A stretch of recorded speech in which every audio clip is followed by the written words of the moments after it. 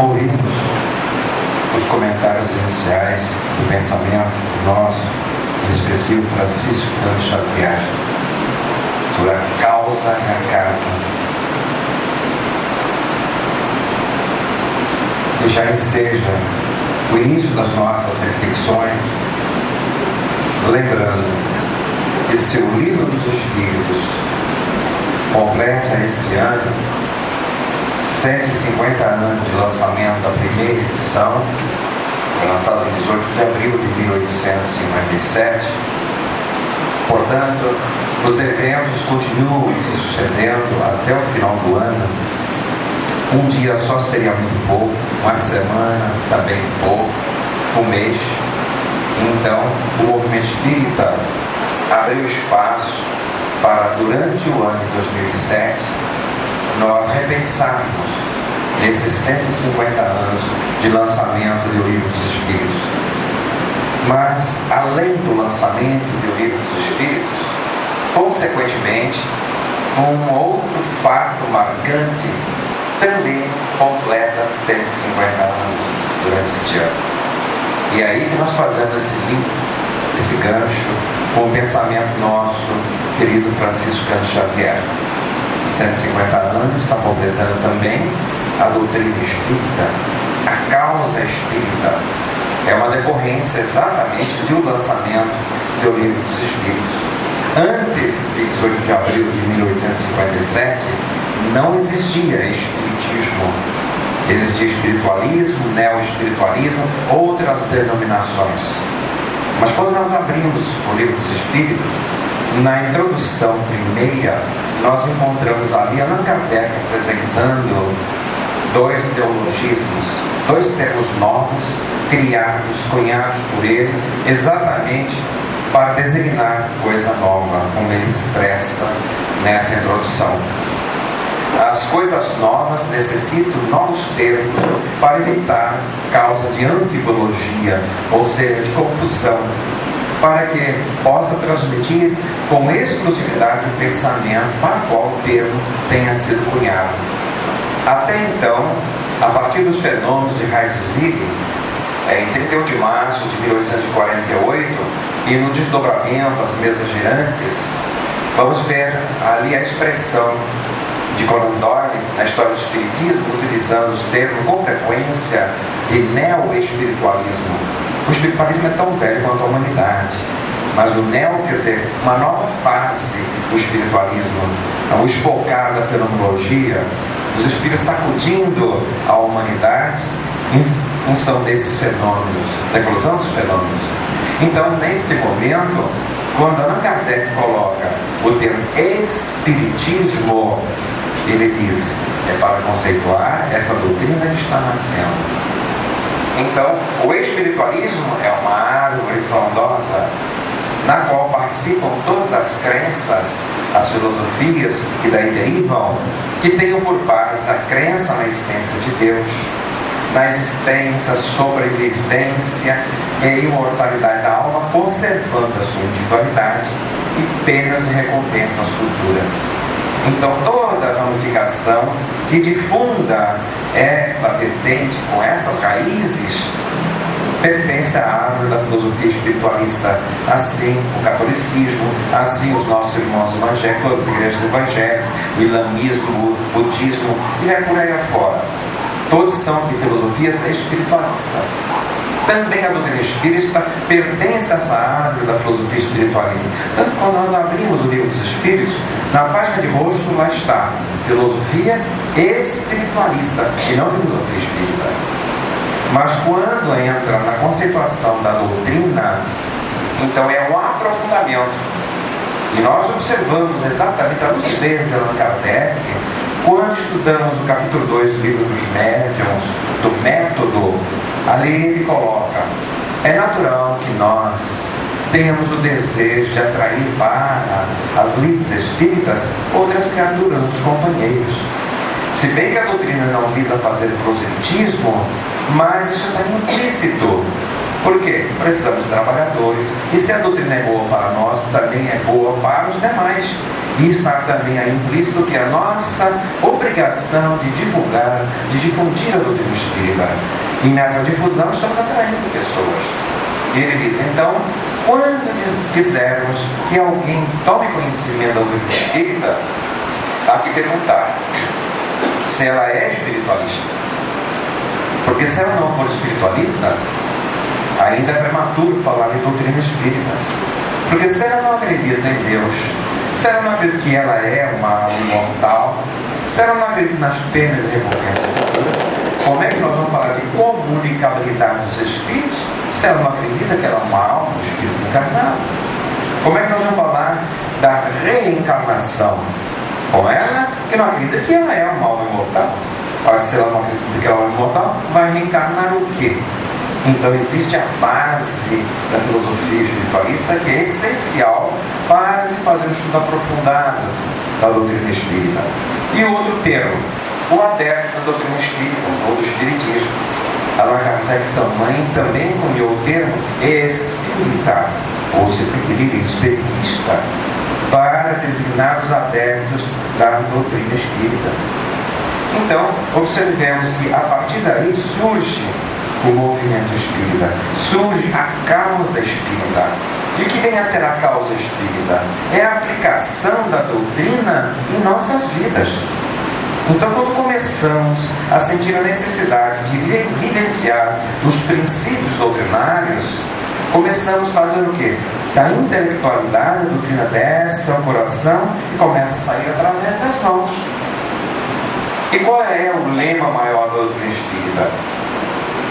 Nós já aprendemos. No passado dizia, fora da igreja não há salvação. Depois, fora da verdade não há salvação. Então, tem os donos das igrejas, os donos das verdades.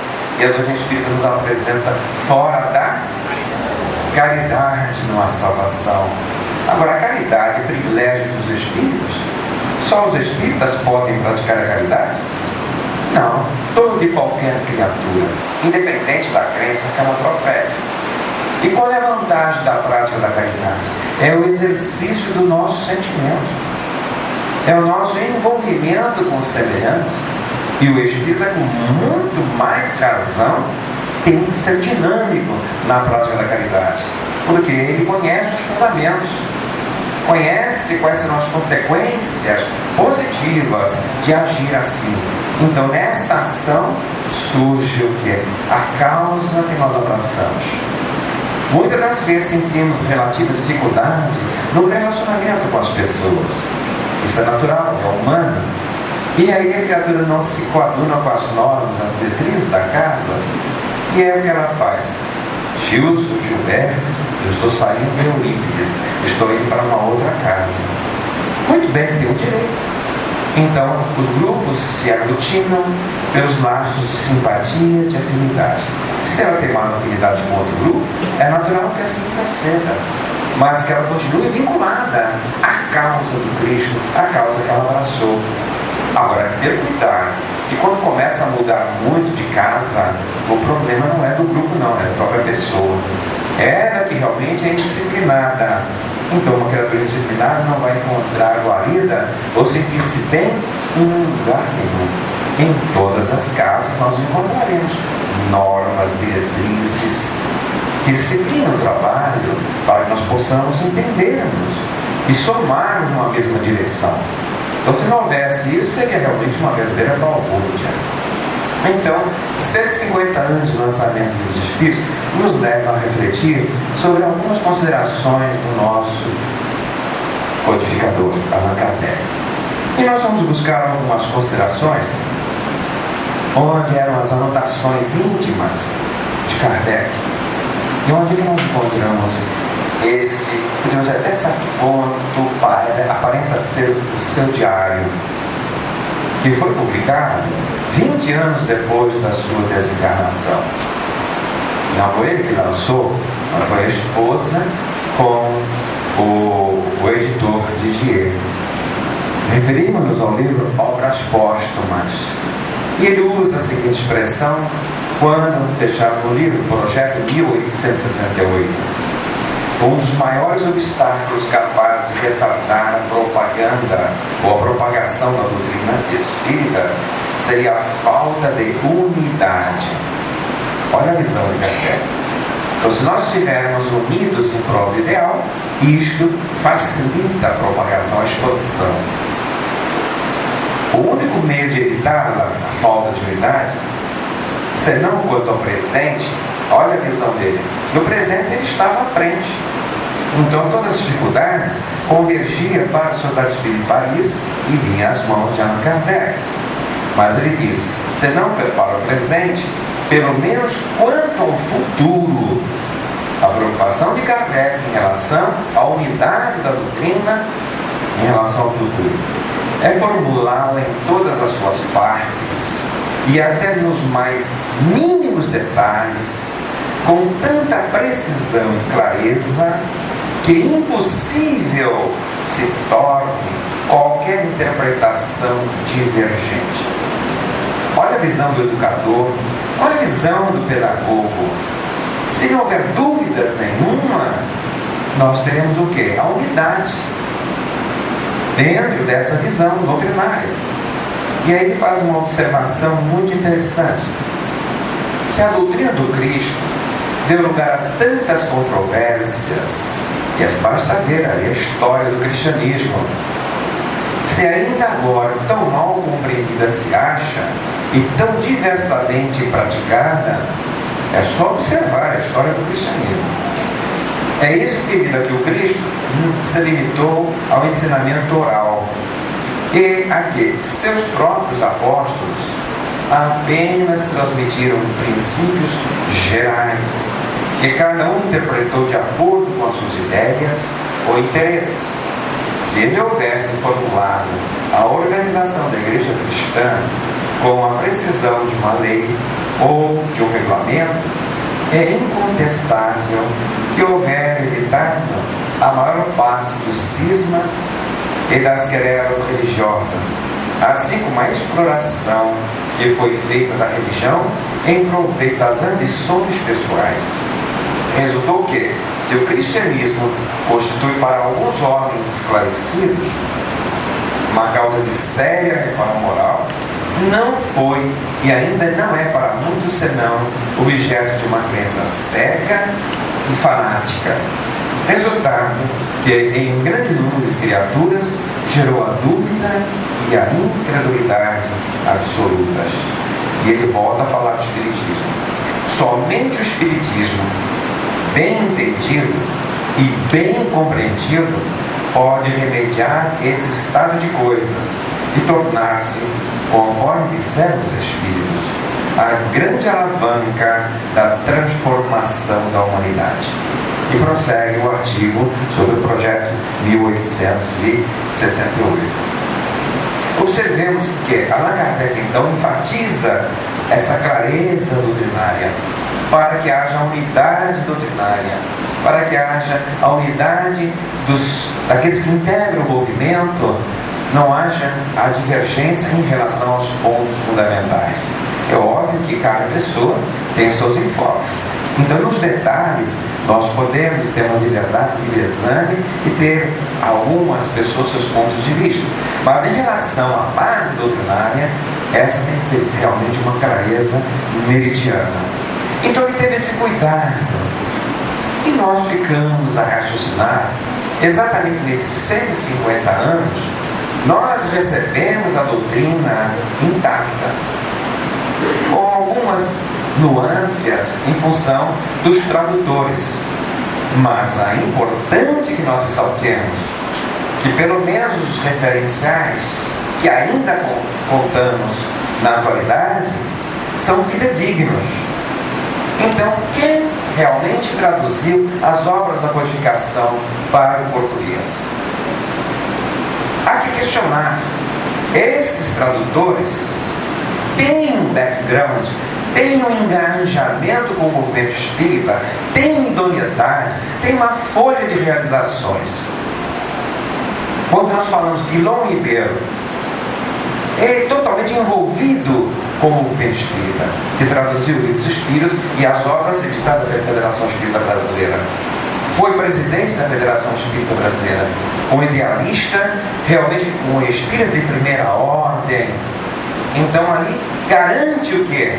O cuidado nos termos ao fazer essa tradução, para que o conteúdo da obra seja o mais fidedigno possível ao original francês.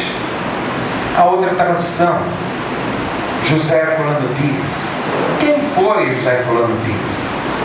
Outro também ícone do movimento espírita, educador, pedagogo, daqueles da primeira ordem em relação, junto com Eurípides Barçanufo, levando a notícia da pedagogia espírita, totalmente compromissado com o ideal espírita. Por que nós estamos fazendo esse enfoque? Porque agora começa a proliferar múltiplas traduções das obras básicas, mas nós nem conhecemos quem é o tradutor. O que ele fez em benefício à causa espírita? Onde está o compromisso dele com a causa espírita, que lhe dê realmente essa autoridade para apresentar seu movimento espírita, traduzindo o pensamento dos espíritos e do codificador para a causa espírita? Então precisamos agora, é a nossa tarefa de estarmos atentos com relação a esse patrimônio que está sendo legado por esses ícones do movimento espírita. Nós é que vamos permitir ou não que sejam inseridas distorções doutrinárias. Precisamos fazer exame criterioso do material que está sendo oferecido. Por quê? Exatamente o trabalho de Allan Kardec é a nossa referência. E esses ícones, tradutores, realmente compromissados com a causa espírita, para o português trouxeram esses pensamentos. Então, se nós que temos hoje esse patrimônio em nossas mãos não tivermos o carinho, a atenção e o cuidado, não resta a menor dúvida que as enxertias que irão fazer poderá traduzir mais à frente uma doutrina irreconhecível. A nossa responsabilidade, então, é muito grande de manter essa unidade doutrinária a que Allan Kardec se refere. Então, no tocante ao Livro dos Espíritos, a título de curiosidade, partindo de uma referência onde nós podemos levantar a estatística, a edição popular lançada pela Federação Espírita Brasileira já está na 90ª edição do Prelo. Então está saindo das rotativas lá a 90ª. A que está em nossas mãos é a 89ª. Essa edição da FEB, podemos dizer a popular, na 89ª, a edição no formato bolso, que já está na 13ª, lançou uma edição especial comemorativa aos 150 anos do Livro dos Espíritos, traduzido pelo Noleiro Bezerra, que está na primeira edição. E também já no formato comum, essa edição especial, na primeira edição. Em Esperanto está na segunda edição. Em Esperanto, edição especial, primeira edição. E em inglês parou na 6ª edição. A FEB não editará mais nenhum livro de codificação em idioma diferente do português. Por quê? Porque a partir de agora, essa é uma função do Conselho Espírita Internacional. Então o SEI já editou, todos em primeira edição, o Livro do Espírito em francês, março de 2007, este ano. Em húngaro, maio de 2006, está saindo edição em inglês também este ano. Um total de 5.000 exemplares de O Livro dos Espíritos em idiomas estrangeiros pelo Conselho Espírita Internacional. A edição especial da FEB, de 150 anos, foi lançada em novembro de 2006, na sede da Federação Espírita Brasileira. E o tradutor, Evandro Noleiro Bezerra. Esse tradutor, na ocasião, usando a palavra, declinou que quando o presidente da Federação Espírita Brasileira, Nestor Mazotti, convidou para fazer essa tradução, ele declinou do convite. Ele não aceitou. Ele já havia concluído a tradução dos 12 volumes da Revista Espírita, lançada pela Federação Espírita Brasileira. Ele traduziu do francês para o português, para a editora da FEB. Mas quando foi convidado para o Livro dos Espíritos, mas por que outra tradução, se já contamos com a tradução do Guilherme Ribeiro? Há necessidade de outra edição? E outra coisa, como é que eu vou fazer uma tradução se a FEB tem o que há de primor no idioma português, que é Guilherme Ribeiro? Basta que nós abramos as traduções de Guilherme Ribeiro, está na página de rosto uma nota da editora explicando quem foi Guilherme Ribeiro. Em síntese, todos nós sabemos quem foi Rui Barbosa, não sabemos? O Águia de Área, não é? E Guilherme Ribeiro era um revisor do discurso de Rui Barbosa. Precisa dizer mais alguma coisa em termos de português? É a pureza do nosso idioma. E não ler pensando isto, declina do convite. Mas Nelson Mazzotti continua insistindo a ele e apresenta as argumentações que chegaram ao departamento editorial da FEB através das distribuidoras e receberam através das livrarias espíritas. E quem dá essa informação? O leitor espírita. Então, como hoje na atualidade existem outras traduções, vários tradutores, ele faz uma tradução na linguagem popular, então esse retorno volta com 3 angulações. Primeira, muitas pessoas reclamando que têm dificuldade de entender a pergunta no Livro dos Espíritos, na tradução do Guilherme Ribeiro. Eu leio a pergunta, mas há uma dificuldade de entender. E qual é a explicação? Guilherme Ribeiro foi filho de Lignon, a estrutura do pensamento francês, que organiza as perguntas na ordem inversa. Expõe um assunto e pergunta no final. Mas então, sendo fidedigno, para nós que não temos esse hábito, é um elemento complicador. Então seria para ele fazer a tradução, colocando as perguntas na ordem direta, como fez o Herculano Pires, como fez Salvador Gentili, como estão fazendo os outros tradutores. Segundo elemento, segundo argumento. O segundo argumento, o nosso idioma, o idioma português, é uma língua viva, que sofre mudanças. E como já é do domínio popular essa informação, de que quem faz a língua é o povo. E esses que compõem os dicionários dizem e vão incorporando os neologismos que caem exatamente no uso popular. Então, quando a criatura realmente tem uma cultura do idioma português, cria neologismos. Mas a população que não tem assim, esse nível cultural, nós surgimos com termos que a princípio pode ser até gíria, mas que caem na cultura popular, e aquilo já emite e compõe um determinado pensamento, passa a ser integrado depois no dicionário. E quando esses que compõem o dicionário, tipo Aurélio, incorpora esses termos, a partir daí está incluso na nossa linguagem. Então, de passagem, nós podemos observar. Quando nós éramos jovens, não faz muito tempo, na década de 60, os jovens usavam um termo para expressar algo que era maravilhoso, lindo, belo. Você lembra qual era o termo? Bárbaro. E os nossos pais chamavam a atenção, não, peraí, bárbaro é aquilo que aconteceu lá em São Paulo com o metrô. Aliás, retificando, não é o bárbaro ainda. O bárbaro é quando, na Idade Média, se cortava a cabeça da criatura. As atrocidades que nós estamos vendo assim, isso é uma barbaridade, da época da barbárie. Tentava corrigir o sentido do termo. Mas os jovens não usavam nessa visão. Realmente querer demonstrar algo que estamos impactados, tão lindo e belo que era. Muito bem. Hoje, na atualidade, os jovens não usam mais esse termo. Quais são os termos que os jovens usam hoje na atualidade? Sinistro.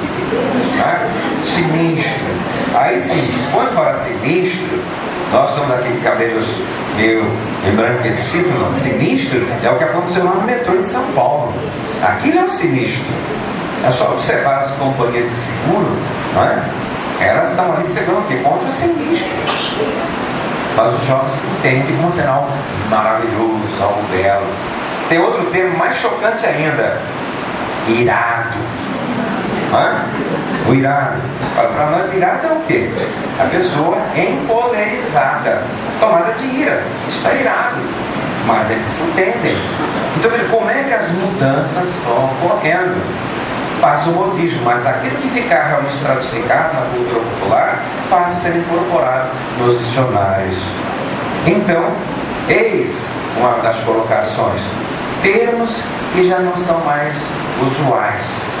Esses termos têm a necessidade de serem substituídos por sinônimos que hoje têm o mesmo sentido e um emprego que leve a mensagem para que seja comunicado. E o outro são o terceiro item, o terceiro argumento, quanto a termos rebuscados. Nós falamos um exemplo logo na introdução primeira do Livro dos Espíritos. Aparece o termo ali, anfibologia. O que quer dizer anfibologia? Ou nós vamos lá no Aurélio, ou nós vamos ficar ignorando, ou vamos fazer o que é pior, tentar deduzir. Então, quando nós pegamos o Livro dos Espíritos para estudarmos, uma palavra-chave trunca o pensamento, e a pessoa, bom, pelo sentido, deve ser, mas nem sempre é. E pode ficar com um conceito realmente totalmente errôneo, equivocado. Então é o momento de substituir esse termo por outro que leve o mesmo sentido e que seja atual. A anfibologia para nós hoje significa confusão. Se você usar o mesmo termo para coisas separadas, distintas, nós vamos criar o quê? Confusão no entendimento. O outro termo, que é bem rebuscado, nós gostamos realmente do movimento espírita, já assimilou, mas os que chegam, os novos, estranham, prolegômenos. Né? Também está ali, né? Logo depois da introdução do Livro dos Espíritos, e vai por aí afora. Então esses termos rebuscados, que não faz parte do uso atual, na época do Império, na época que a doutrina veio para o Brasil, justificavam os termos rebuscados. Por quê? Porque quem trouxe a doutrina para a nossa terra, implantou a doutrina aqui e começou essa fase da expansão, foi o meio mais culto da nossa terra. Vejamos o tradutor João Ribeiro, Dr. Bezerra de Menezes. Então essa nata do movimento espírita era a nata cultural da nossa comunidade. Então realmente esses termos tinham razão de ser. Mas hoje a doutrina chega nas bases da pirâmide social para consolar, para quem tem o quê? Um nível cultural mediano. Então esses termos não podem nem devem truncar a transmissão do pensamento. Esses foram os argumentos apresentados pelo Nestor Mazzotti. Mas assim, a condição derradeira que demoveu o Noleiro dessa existência foi quando Guilherme Ribeiro informou que nesta reunião em novembro de 2006, lá na sede da Federação Espírita Brasileira, Nestor Mazzotti reafirmou: esta edição nova, comemorativa, 150 anos, não substituirá a tradução de Guilherme Ribeiro. Ou seja, a FEB assumiu um compromisso perante o movimento espírita, perante os espíritas, de manter as duas edições. Continuará editando de Guilherme Ribeiro e esta comemorativa. E o leitor então ganha, ao invés de uma, tem duas. Uma numa visão mais popular e outra no sentido mais rebuscado. Então aí está a novidade que a Federação Espírita Brasileira começou as comemorações dos 150 anos de lançamento do Livro dos Espíritos. Mas quando se fala do Livro dos Espíritos de 150 anos, nós questionamos. Há necessidade de nós questionarmos. E ele veio numa época em que a sociedade, o coração humano já está assim arroteado, está questionando de onde veio, por que está aqui e para onde vai, por que sofre, por que essa disparidade de graus de inteligência, de graus sociais, de condições físicas. Isso partindo da premissa de que nós temos a mínima dúvida de que Deus existe e que é o Pai de infinito amor, de infinita justiça, de infinita misericórdia. Então, quando começamos a questionar sobre esses fundamentos imprescindíveis da nossa própria existência, da nossa origem, há que questionar também qual foi o objetivo que os Espíritos lançaram no Livro dos Espíritos. Porque nenhum autor lança um livro sem ter um objetivo. Porque se não definir o objetivo, vai ser uma obra inócua, ficar encostada, sem valor. Então o livro vai ocupar exatamente um determinado espaço. E o escritor, antes de lançar o livro, antes de elaborar o livro, ele faz exatamente a observação: está faltando esse tipo de informação.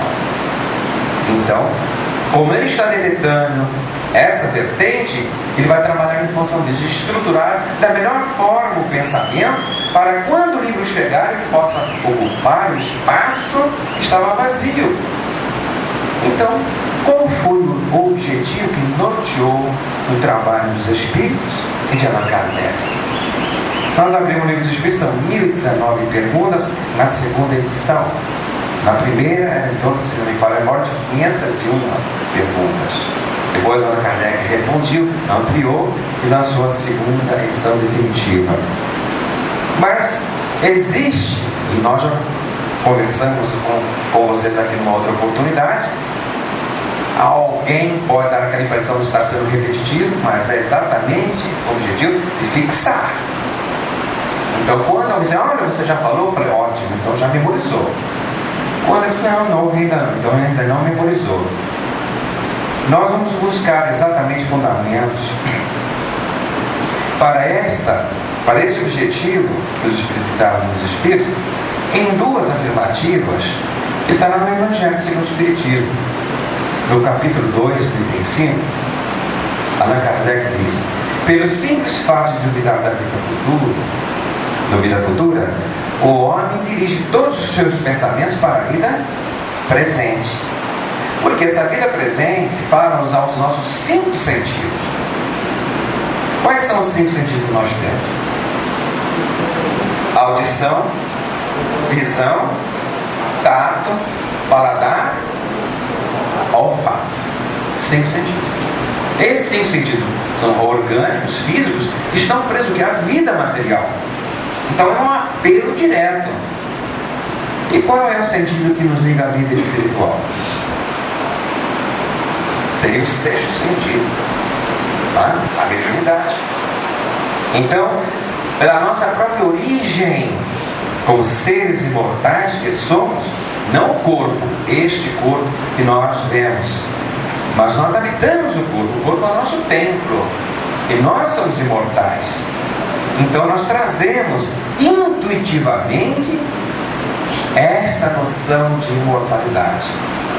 Mas porque não está tão claro para nós confundimos essa tendência da nossa noção de imortalidade. Vamos ser mais claros nessa colocação. Existem 2 realidades da vida material. A primeira, nascimento. Não é? Passou pela gestação. Allan Kardec coloca lá nos Espíritos sobre essa fatalidade do mundo material. Nascimento.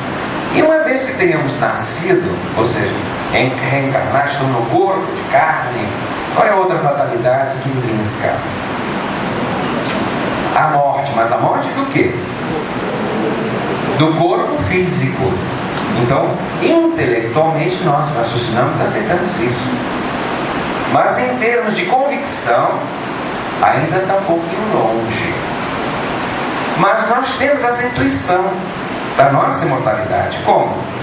Embora haja certeza de que o corpo vai morrer, quem é que vive preocupado que poderá morrer daqui a 5 minutos, daqui a 10 minutos, 1 dia, 2 dias, 1 mês, 1 ano? Nós não nos preocupamos com isso. Nós levamos a nossa vida como se fôssemos viver aqui na Terra indefinidamente. Embora faleça um parente, faleça um amigo, um conhecido, opa, e a gente vê que o tempo está passando. Temos a certeza que a nossa hora está chegando, deixar o plano físico. Nós não vivemos preocupados com isso. Não é estranho? Se houver somente esta vida, na medida que fosse aproximando esse momento, a criatura tenderia a entrar em pânico. Deixa eu fazer tudo antes que o tempo termine. Mas não. Porque lá no nosso íntimo, nós já passamos por essa experiência várias vezes. E assim como um artista interpreta um personagem no palco, daqui a pouco descerra o pano e ele vai à sua vida normal, também nós vamos deixar esta personagem que estamos representando hoje. Esse corpo físico vai para a sepultura, mas nós não ficaremos na sepultura.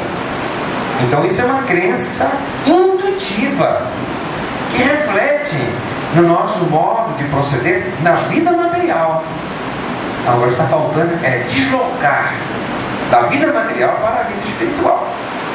Então é onde Kardec disse que a mínima dúvida acerca da vida futura, nós confundimos as coisas e mergulhamos como se a nós fôssemos viver indefinidamente aqui na face da terra.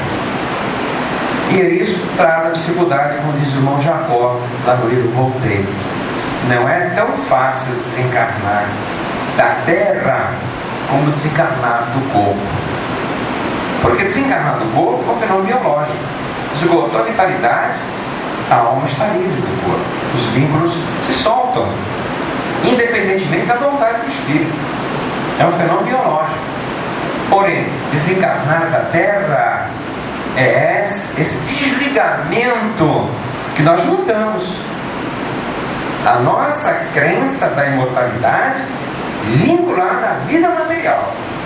Então estamos enraizados na vida material. E desencarnar da terra, então, leva mais tempo. Continua Kardec ainda nesse mesmo capítulo. A ideia clara e precisa que se faça da vida futura proporciona inabalável fé no porvir.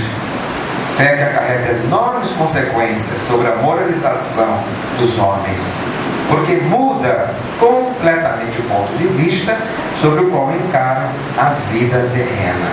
Então, trabalhar o que? A convicção na vida futura. Porque aí o ponto de vista que está preso na Terra se desloca para a vida futura. E o que é que Kardec está fazendo aqui? Repetindo as colocações de Jesus. Cuidar de amealhar o tesouro. Onde? Aqui na Terra?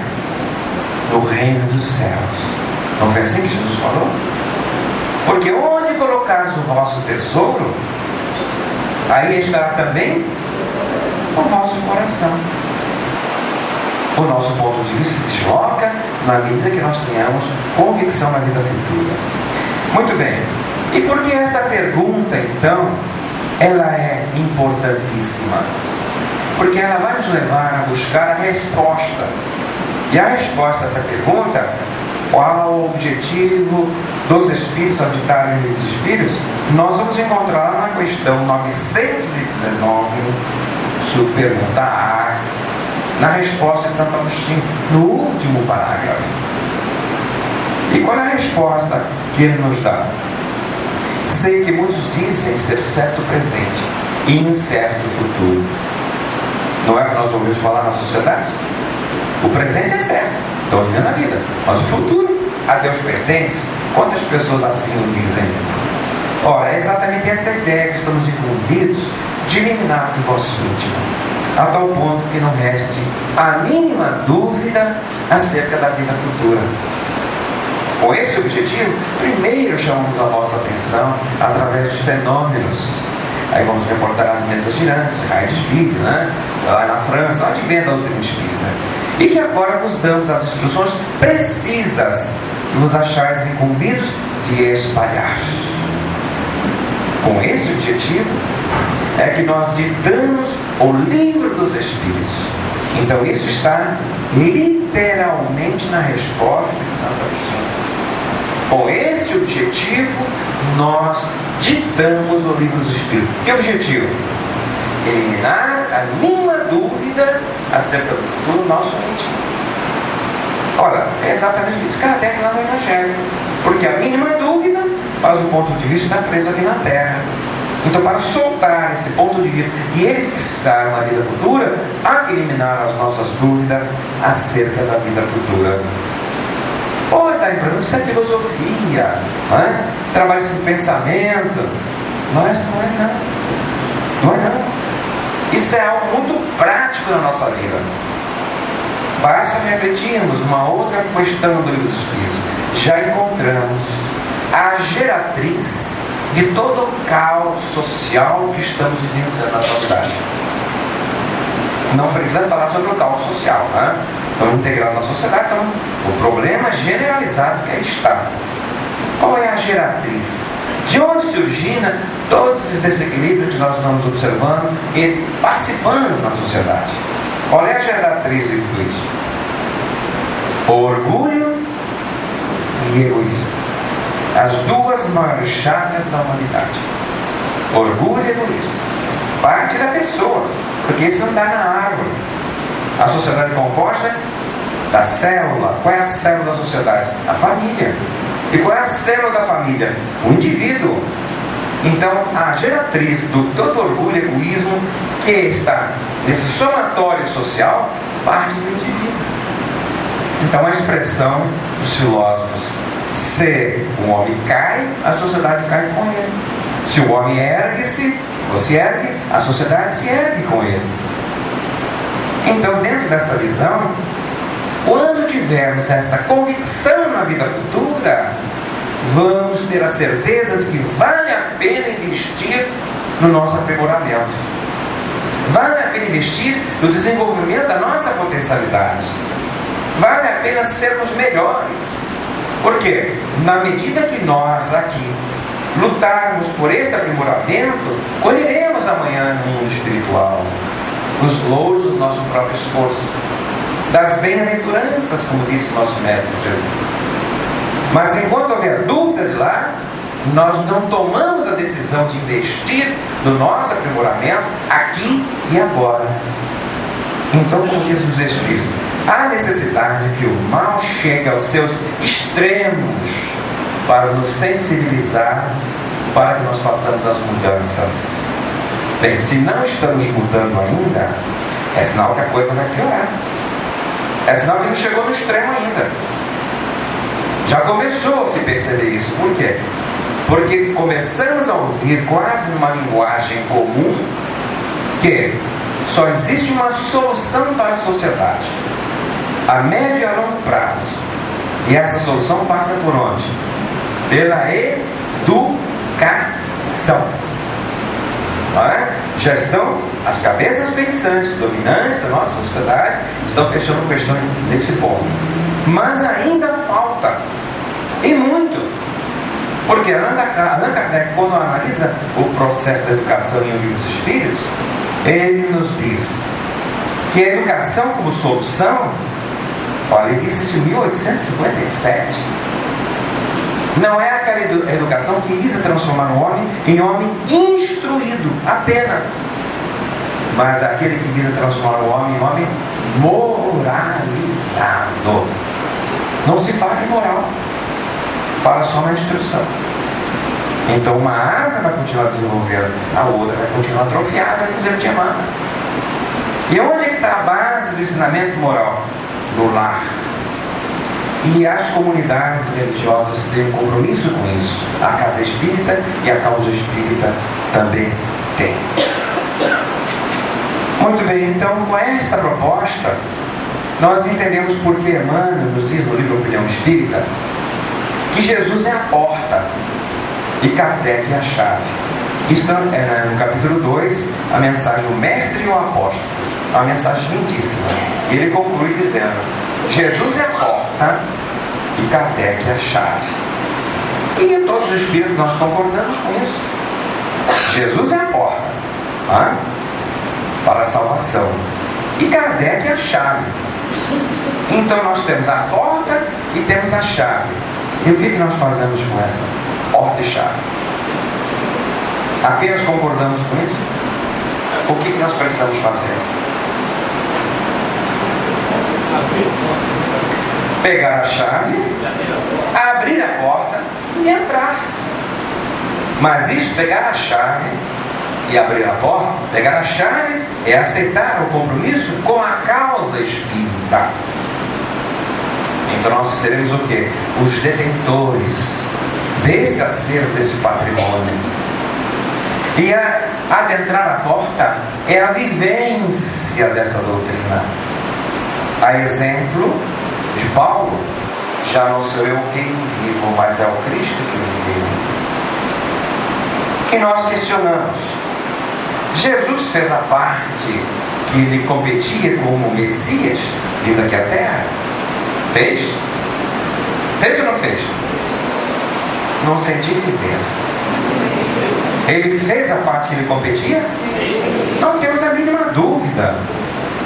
Não existe maior prova de amor por seu amigo do que dar a própria vida. O exemplo de amor maior. Mestre, modelo e guia, como está na questão 625 do Livro dos Espíritos.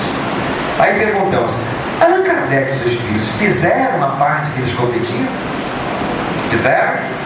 Tanto fizeram que hoje estão lembrando 150 anos de lançamento do Livro dos Espíritos.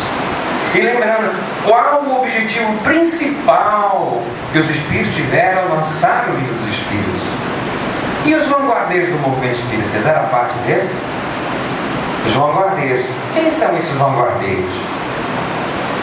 Quem? Lembramos de alguns, lembramos?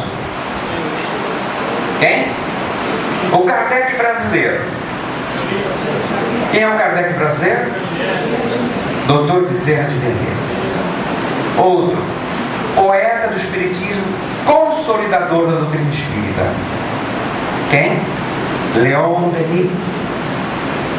Leon Denis lançou várias obras, e uma delas, marcante, Depois da Morte. Quando nós observamos como é que o Dr. Bezerra de Menezes chegou para a causa espírita, na biografia dele consta: ele recebera de presente um exemplar de um livro. Que livro? Dos Espíritos. Ele era católico. Bom, era mente aberta, lia tudo quanto era livro, porque não leria esse também. Quando abriu, na condição, constatou que não tinha novidade nenhuma. É o trabalhador que lê no mundo espiritual para as fileiras, se identifica com a doutrina espírita. Leon Denis lançando vários livros. Um desses livros, Depois da Morte, também é um marco dentro da história do espiritismo, principalmente para esta casa. Qual é a consequência desse livro Depois da Morte? Outra alma, à época, tem contato com a doutrina espírita através desse livro Depois da Morte. Quem é esta pessoa? Esta alma? Esse espírito? Eurípides Barçanufo. E quem foi Eurípides Barçanufo? É o patrão desta casa. Mas quem foi ele? Enquanto encarnado. Nasceu no 1º de maio de quando? 1880, em Sacramento, Minas Gerais. Nasceu no dia do trabalho, coincidência, né?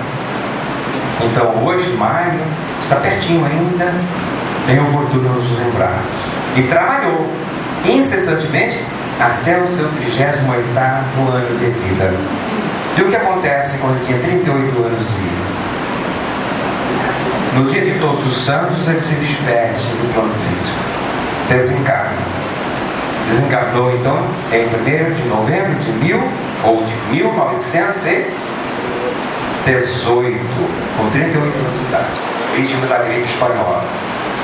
Mas aí eu não vou nem entrar por esse ângulo, falar na casa de Eurípides, sobre a biografia de Eurípides Barçanufo, que seria realmente muita audácia da minha parte, não é? Tendo uma livraria, biblioteca como tem a casa, com esses livros, 2 livros maravilhosos de Corino Novelino e de Jorge Zine, não há o que acrescentar a esses autores. Mas nós tivemos uma pequena experiência quando por lá passamos Sacramento. E tivemos a oportunidade de ver o caminho da Egurina, da Lizinha, a transportar o quarto onde começou o culto do Evangelho no lar de Eurípides. E mantém religiosamente, todos os dias, 9 horas da manhã, o culto do Evangelho. E naquela época a gente podia até entrar nesse quartinho. Hoje a multidão é tão grande que fica fora, não tem condição. Ficou quase como um museu.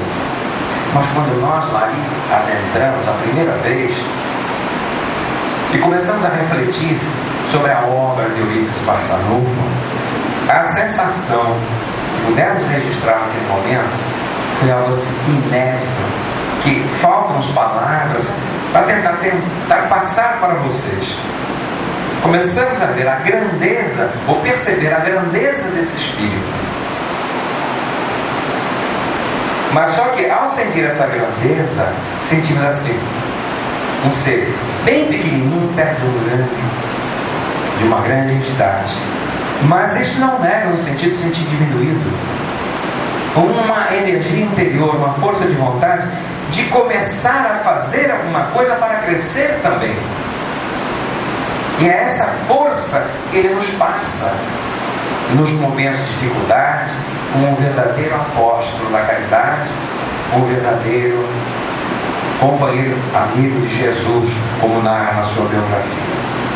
E finalizando nosso comentário, também é importante que nós resgatemos por um dever de gratidão. Se o trabalho de Allan Kardec teve uma continuidade, a família, a comunidade espírita, não pode esquecer que durante 30 anos consecutivos teve um trabalhador quase que anônimo, porque não é conhecido o movimento espírita. Referimos a Pierre Lemarie. Poucas pessoas ouviram falar. Mas existe o livro Processo dos Espíritas, que foi lançado pela esposa, a Marina Lemarie, e nós espíritos não podemos deixar de ler. Ele que deu continuidade às edições dos livros, que pôde a doutrina chegar até os nossos dias. Ele deu continuidade à Sociedade Espírita de Paris. Ele foi processado, condenado durante 1 ano, pagando fiança. E a esposa, aquela companheira, como foi também a Gabi de Allan Kardec, dando a sustentação. Então é um resgate do sentimento de gratidão desses espíritos. Alguns se projetam pela sua grandeza espiritual, outros talvez não tenham essa grandeza espiritual, mas tem a dedicação, tem o devotamento.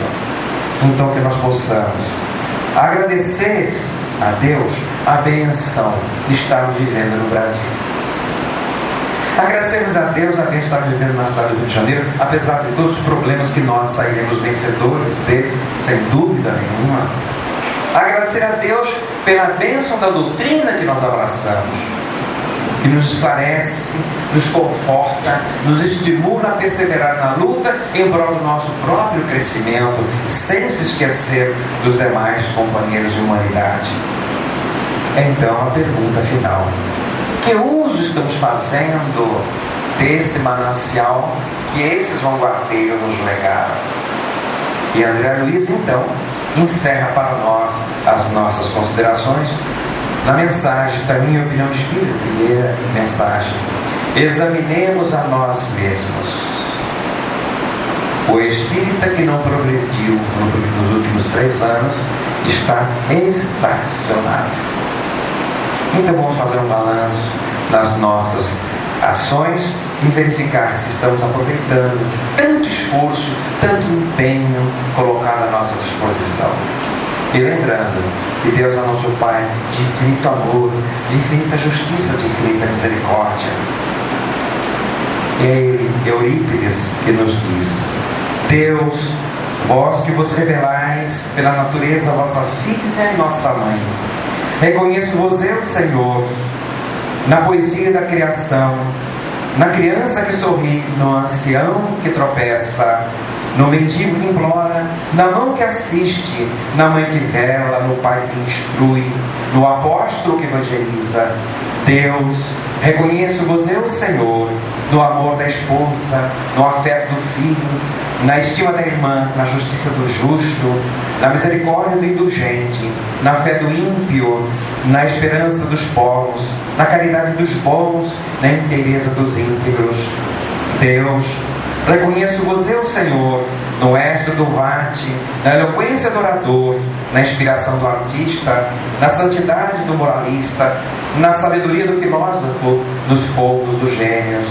Deus, reconheço-vos eu, Senhor, na flor dos vergéis, na relva dos vales, na matriz dos campos, na brisa dos prados, no perfume das campinas, no murmúrio das fontes, no rumorejo das praças, na música dos bosques, na placidez dos lagos, na altivez dos montes, na amplidão dos oceanos, na majestade do firmamento. Deus, reconheço-vos eu, Senhor, no lindo Antélios, no íris multicolor, nas auroras polares, no argente da lua, no brilho do sol, na fulgência da estrela, no fulgor das constelações. Deus, reconheço-vos eu, Senhor, na formação das nebulosas, na origem dos mundos, na gênese dos sóis, no berço da humanidade, na maravilha, no esplendor, no sublime do infinito. Deus, reconheço-vos eu, Senhor, com Jesus, quando ora. Pai nosso que estás nos céus, ou com os anjos quando cantam, glória a Deus nas alturas. Aleluia. Eurípides Passanova.